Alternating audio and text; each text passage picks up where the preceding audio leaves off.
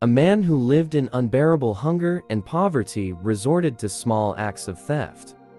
He landed up in prison and tried to escape many times, only to be caught again. Each time, his prison sentence got further extended. Finally, after many years, he came out into the world once more. Cold and hunger tortured him.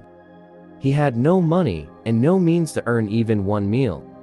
Nobody was ready to trust an ex-convict and offer him a job. He wandered to many places, but wherever he went, he was chased away.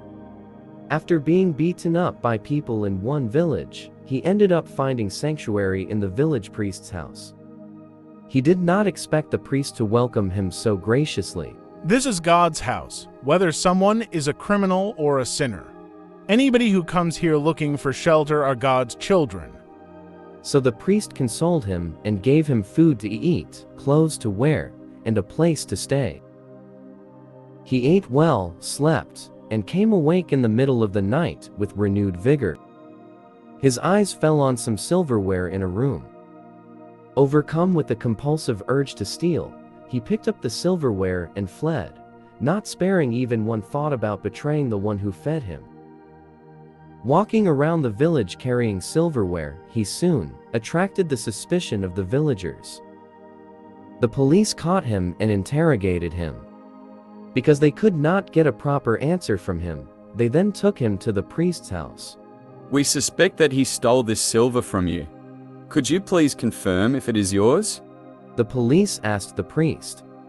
The man trembled, fearing that his theft would be revealed and that he would be sent to spend many more years in prison. But the priest's face was full of compassion.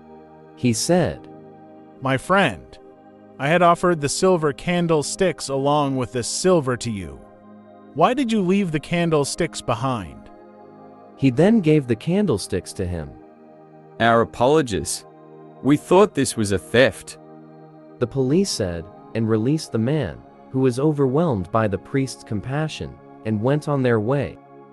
A Zen master noticed a commotion amongst his disciples and asked them what happened. He has stolen again, they said, and pushed a disciple forward to face the master. The master said, Forgive him? No way. We have forgiven him many times for your sake. Now if you don't send him out, all of us are going to leave. The disciples threatened. I have no intention of sending him away even if all of you leave, said the master. The disciple who had committed the crime fell at the master's feet and broke down into tears.